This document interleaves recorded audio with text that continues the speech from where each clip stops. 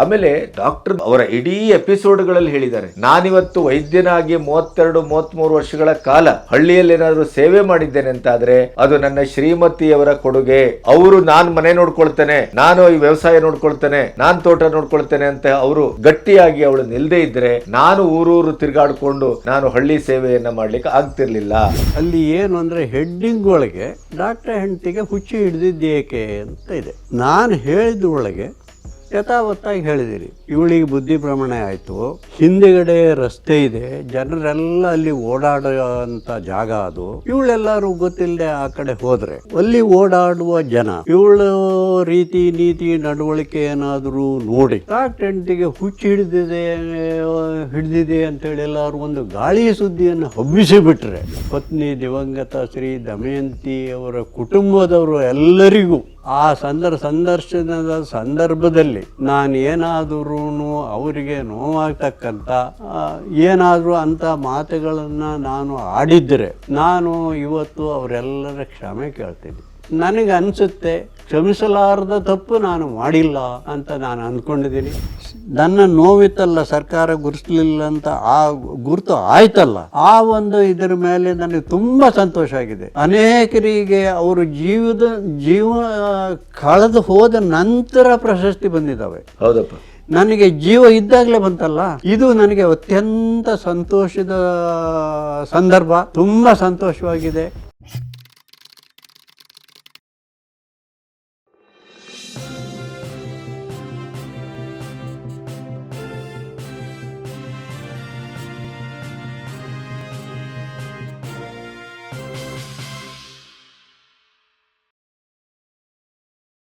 ಆದರೆ ನಿಮ್ಮಲ್ಲಿ ಒಂದು ನಿಮ್ಮ ಪತ್ನಿಯವರ ಬಗ್ಗೆ, ಶ್ರೀಮತಿಯವರ ಬಗ್ಗೆ ಆ ಕಾಲದಲ್ಲಿ ಆದಂಥ ಒಂದು ಮಿರಾಕಲ್ಲು, ಒಂದು ಘಟನೆ, ಅವರಿಗೇನೋ ಒಂದು ವಿಸ್ಮೃತಿ ಆಯಿತು, ಒಂದು ಮನಸ್ಸಿಗೆ ಸಂಬಂಧಪಟ್ಟಂಥ ಕಾಯಿಲೆ ಬಂತು. ನಿಮ್ಮ ಪುಸ್ತಕದಲ್ಲಿ ಇದೆ, ನೀವು ಬರೆದಿದ್ದೀರಿ. ಹೌದು, ನಾವೇನಾದ್ರೂ ಹುಟ್ಟು ಹಾಕಿದ್ದಲ್ಲ ಅಲ್ಲ ಅಥವಾ ಕೆದಕಿದ್ದಲ್ಲ, ಏನೂ ಅಲ್ಲ. ಹೌದು, ಡಾಕ್ಟರ್ ಪತ್ನಿಯವರಿಗೆ ಹುಚ್ಚು ಹಿಡಿದ ಕಥೆ ಏನೋ ಒಂದು ಆ ಥರದ್ದು ಒಂದು ಹೆಡ್ಡಿಂಗ್ ಹಾಕಿ ನಾನು ಪಬ್ಲಿಷ್ ಮಾಡಿದೆ.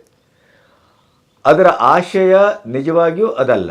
ಈಗ ಅವರು ಏನು ಸಂಬಂಧಿಕರು ನಿಮಗೆ ತಿಳ್ಕೊಂಡು ನಿಮ್ಮನ್ನು ದೂರ ಮಾಡಿದ್ರು ಅಥವಾ ಮಾತು ಬಿಟ್ಟಿದ್ದಾರೆ ಅನ್ನುವಂಥ ಒಂದು ಘಟನೆ ಏನಕ್ಕೆ ಗೊತ್ತಾಯ್ತು ನನಗೆ.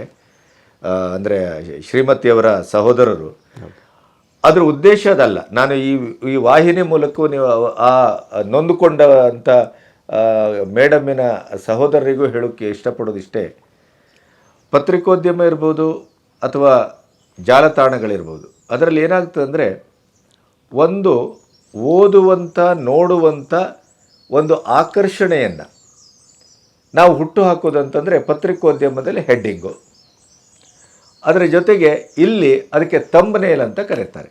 ಥಂಬ್ ಅಂದರೆ ಬೆರಳು, ಅದಕ್ಕೆ ಥಂಬ್ನೇಲ್ ಅಂತ ಕರೀತಾರೆ. ಅಂದರೆ ಆ ವಿಷಯವನ್ನು ಒಂದು ಆಕರ್ಷಕವಾಗಿ ಪ್ರೆಸೆಂಟ್ ಮಾಡೋದು, ಆದರೆ ವಿಷಯದ ವ್ಯತ್ಯಾಸ ಆಗಕೂಡದು. ನನ್ನನ್ನು ಎಷ್ಟೋ ಜನ ನೀವು ಯೂಟ್ಯೂಬರ ಅಂತ ಕೇಳ್ತಾರೆ.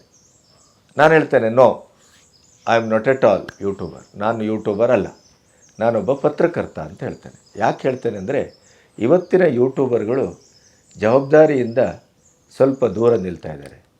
ಏನೇನೋ ಹೆಡ್ಡಿಂಗ್ ಕೊಡೋದು, ಒಳಗಡೆ ಅವರನ್ನು ಆಕರ್ಷಣೆ ಮಾಡೋದು, ಅದರ ಒಳಗಡೆ ಏನೂ ಇಲ್ಲ, ಹೊರಗೆ ಶೃಂಗಾರ ಒಳಗೆ ಗೋಳಿ ಸೊಪ್ಪು ಅನ್ನುವಂಥ ರೀತಿಯಲ್ಲಿ ಮಾಡ್ತಾ ಇದ್ದಾರೆ. ಆದ್ದರಿಂದ ನಾನು ಯೂಟ್ಯೂಬರ್ ಅಂತ ಹೇಳ್ಕೊಳ್ಳಿಕ್ಕೆ ಇಷ್ಟಪಡೋದಿಲ್ಲ.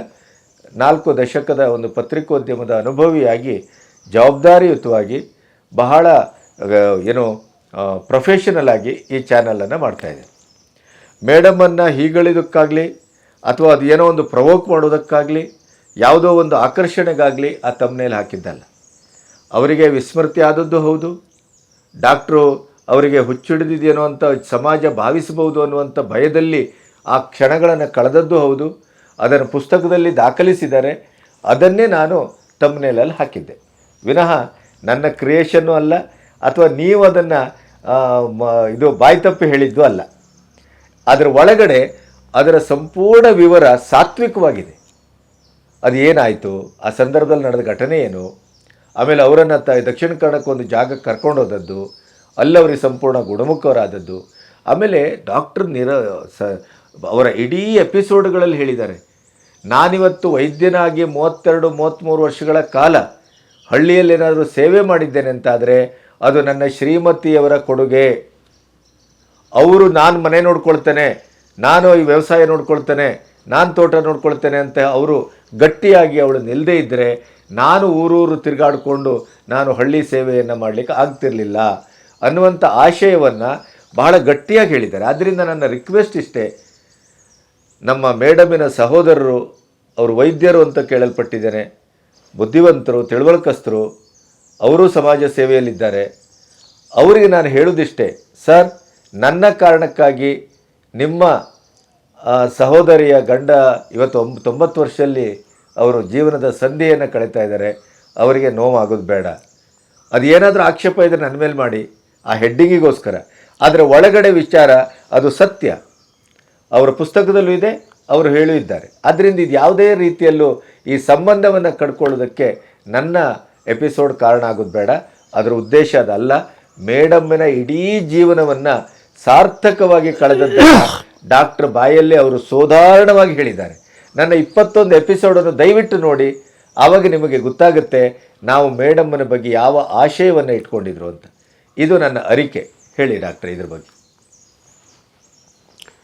ಇದು ಏನಾಯಿತು ಅಂದರೆ, ನೀವು ಬಂದ್ರಿ, ನನಗೆ ಸಂದರ್ಶನ ಮಾಡಿ ಎಲ್ಲ ಆಯಿತು. ನಂತರ ಎಷ್ಟೋ ಸಮಯದ ಮೇಲೆ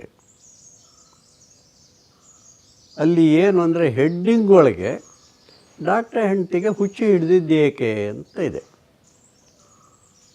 ನಾನು ಹೇಳಿದ ಒಳಗೆ ಯಥಾವತ್ತಾಗಿ ಹೇಳಿದ್ದೀನಿ. ಇವಳಿಗೆ ಬುದ್ಧಿ ಭ್ರಮಣೆ ಆಯಿತು, ಹಿಂದುಗಡೆ ರಸ್ತೆ ಇದೆ, ಜನರೆಲ್ಲ ಅಲ್ಲಿ ಓಡಾಡೋಂಥ ಜಾಗ ಅದು. ಇವಳೆಲ್ಲರೂ ಗೊತ್ತಿಲ್ಲದೆ ಆ ಕಡೆ ಹೋದರೆ ರೋಡಿಗೆ ಅಲ್ಲಿ ಓಡಾಡುವ ಜನ ಇವಳ ರೀತಿ ನೀತಿ ನಡವಳಿಕೆ ಏನಾದರೂ ನೋಡಿ ಡಾಕ್ಟರ್ ಹೆಂಡತಿಗೆ ಹುಚ್ಚು ಹಿಡಿದಿದೆ ಅಂತೇಳಿ ಎಲ್ಲರೂ ಒಂದು ಗಾಳಿ ಸುದ್ದಿಯನ್ನು ಹಬ್ಬಿಸಿಬಿಟ್ರೆ ಅಂತ ಅದು ಪ್ರಚಾರ ಆಗೋದು ಭಾಳ ಬೇಗ, ಹಳ್ಳಿಯಲ್ಲಿ ಬೇಗ, ಭಾಳ ಬೇಗ. ಒಳ್ಳೇದು ಯಾವುದು ಪ್ರಚಾರ ಆಗೋದಿಲ್ಲ. ಆ ಒಂದು ಭಯ ಇತ್ತು ನನಗೆ. ಎರಡನೇದಾಗಿ ನಮ್ಮ ಪಕ್ಕದಲ್ಲಿ ಅಲ್ಲೇ ಒಂದು ಫರ್ಲಾಂಗ್ ದೂರ ತಗ್ಗಿನಲ್ಲಿ ತುಂಗಾ ನದಿ ಇದೆ. ಎಲ್ಲಾದರೂ ಹೋಗಿ ಹೆಚ್ಚು ಕಡಿಮೆ ಆದರೆ ಅನ್ನೋದು ಅದು ಎರಡು ಭಯ ಇತ್ತು ನನಗೆ. ಮತ್ತು ಉಳಿದಂತೆ ಅದು ಯಾವ ರೀತಿ ನಾನು ನೋಡ್ಕೊಂಡಿದ್ದೀನಿ, ಆ ಸಮಸ್ಯೆಯನ್ನು ನಾನು ಹೇಗೆ ಎದುರಿಸಿದೆ, ಹೇಗೆ ಪರಿಹಾರ ಮಾಡಿದೆ, ಅದನ್ನು ಹೇಳಕ್ಕೆ ಹೋದರೆ ಅದು ಪುಸ್ತಕದಲ್ಲಿ ಡೀಟೇಲಾಗಿ ಬರೆದಿರಿ. ಮತ್ತು ನಮ್ಮ ಹೆಡ್ಡಿಂಗಲ್ಲೂ ಒಂದು ಪ್ರಶ್ನಾರ್ಥಕ ಚಿಹ್ನೆ ಇದೆ. ಹೌದು, ಗೊತ್ತಾಯ್ತು ನಿಮಗೆ? ಆಯಿತಾ? ಹೀಗೆ ಈ ಒಂದು ಸಂದರ್ಭದಲ್ಲಿ ವಿಶೇಷವಾಗಿ ನಾನು ನನ್ನ ಪತ್ನಿ ದಿವಂಗತ ಶ್ರೀ ದಮಯಂತಿಯವರ ಕುಟುಂಬದವರು ಎಲ್ಲರಿಗೂ ಆ ಸಂದರ್ಶನದ ಸಂದರ್ಭದಲ್ಲಿ ನಾನು ಏನಾದರೂ ಅವರಿಗೆ ನೋವಾಗ್ತಕ್ಕಂಥ ವಾಕ್ಯವನ್ನು, ಮಾತನ್ನು, ನೋವಾಗ್ತಕ್ಕಂಥ ಅಥವಾ ಏನಾದರೂ ಅಂಥ ಮಾತುಗಳನ್ನು ನಾನು ಆಡಿದ್ದರೆ ನಾನು ಇವತ್ತು ಅವರೆಲ್ಲರ ಕ್ಷಮೆ ಕೇಳ್ತೀನಿ. ನನಗೆ ಅನಿಸುತ್ತೆ ಕ್ಷಮಿಸಲಾರದ ತಪ್ಪು ನಾನು ಮಾಡಿಲ್ಲ ಅಂತ ನಾನು ಅಂದ್ಕೊಂಡಿದ್ದೀನಿ. ಒಂದು ವೇಳೆ ನನ್ನಿಂದ ತಪ್ಪಾಗಿದ್ದರೆ ಅದಕ್ಕೆ ಸಂಬಂಧಪಟ್ಟಂಥ ಎಲ್ಲವರಿಗೂ ಕ್ಷಮೆ ಕೇಳ್ತೀನಿ. ವಿಶೇಷವಾಗಿ ನನ್ನ ಪತ್ನಿಯ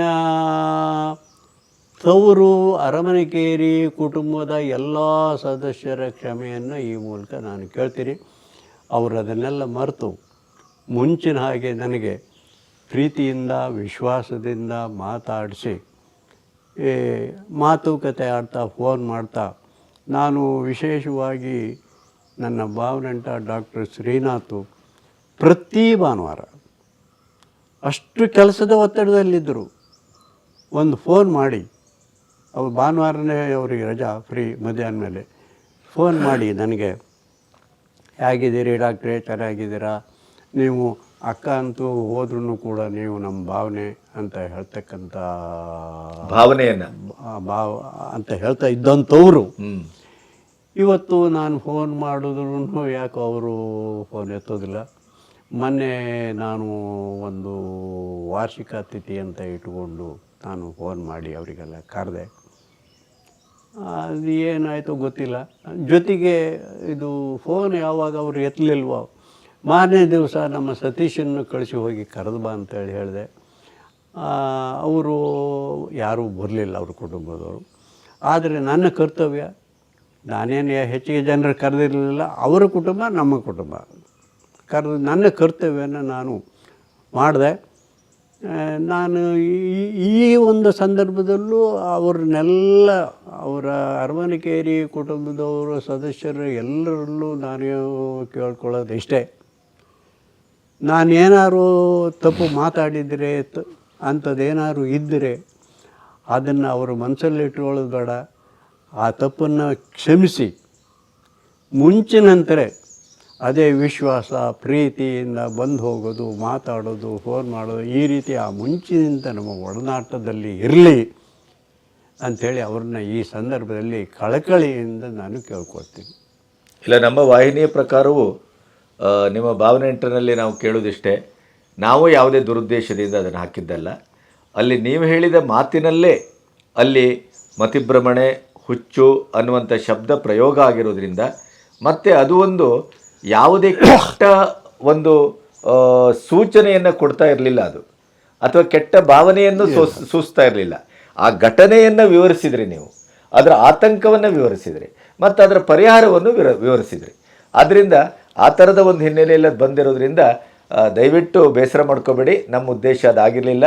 ನಿಮ್ಮ ಮಧುರವಾದ ಸಂಬಂಧ ಹೀಗೆ ಮುಂದುವರಿಲಿ ಅನ್ನುವಂಥ ಆಶಯದಲ್ಲಿ ಈ ಸರಿ ಅದರ ಬಗ್ಗೆ ಒಂದು ಕ್ಲಾರಿಫಿಕೇಷನ್ ಕೊಡೋಣ ಅಂತ ನಾವು ಮಾತಾಡ್ತಾ ಇದ್ದೇವೆ. ಒಂದು. ಎರಡನೇದಾಗಿ, ನೀವು ನಿಮ್ಮ ಶ್ರೀಮತಿಯವರು ಕೊನೆಗಾಲದಲ್ಲಿ ಅಸೌಖ್ಯದಲ್ಲಿದ್ದಾಗ ನಿಮ್ಮನ್ನು ಒಂದು ರೀತಿಯಲ್ಲಿ ಸ್ವಲ್ಪ ಸಿಟ್ಟು ಮಾಡ್ತಾ ಇದ್ರು, ವಿರೋಧಿಸ್ತಾ ಇದ್ರು, ಏನೋ ಒಂಥರ ಅವ್ರಿಗೆ ಕೋಪ ಇತ್ತು ಅನ್ನುವಂಥದ್ದು ಒಂದು ಬಂದಿದೆ. ಅದ್ರ ಬಗ್ಗೆ ಏನಾದರೂ ಮಾತಾಡ್ಲಿಕ್ಕೆ ಇದೆ ಹೇಳ್ತೀನಿ. ಡಾಕ್ಟ್ರು ಹೆಂಡತಿ ದ್ವೇಷ ಮಾಡ್ತಿದ್ಲು ಅಂತೇಳಿ ಹೇಳಿಬಿಟ್ಟಿದ್ದಾರೆ.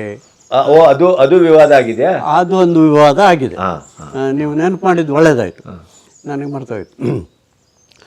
ಅದು ಕಾರಣ ಇಷ್ಟೇ. ಕಾರಣ ಏನು ಅಂದರೆ, ಈಗ ನಿಮಗೆ ಗೊತ್ತು, ಮಲೆನಾಡಿನಲ್ಲಿ ಯಾವುದೊಂದು ವಿಶೇಷವಾಗಿ ಮದುವೆಗಳಾದಾಗ ಮದುಮಕ್ಕಳಿಗೆ ಹಾಕೋದಕ್ಕೋಸ್ಕರ ಒಡವೆ ಇದ್ದವ್ರ ಮನೆಯಿಂದ ಒಡವೆ ತಗೊಂಡೋಗಿ ಹಾಕೋದು, ತಗೊಂಡು ಕೊಡೋದು, ಇದು ಪದ್ಧತಿ ಇದೆ. ಹೌದು.